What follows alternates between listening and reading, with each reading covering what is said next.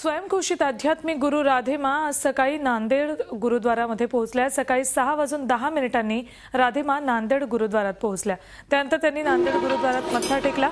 7:40 त्या नांदेड गुरुद्वारात होत्या। त्यांच्यासोबत त्यांचे काही भक्त होते। दक्षता म्हणून नांदेड पोलीस गुरुद्वारा परिसरात होते। राधेमा नंतर आपल्या आलिशान गाडीतून नांदेडच्या 3 स्टार सिटी प्राइड हॉटेलमध्ये गेल्या। तिथे त्या दिवसभर आराम करणार असल्याची माहिती आहे। खबरदारीचा उपाय म्हणून इथेही पोलीस बंदोबस्त नेमण्यात आलाय।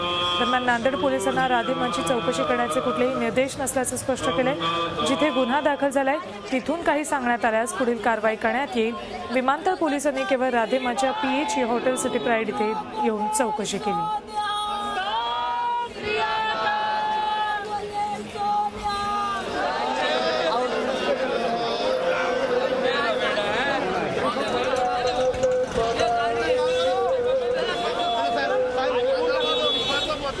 जाऊ द्या।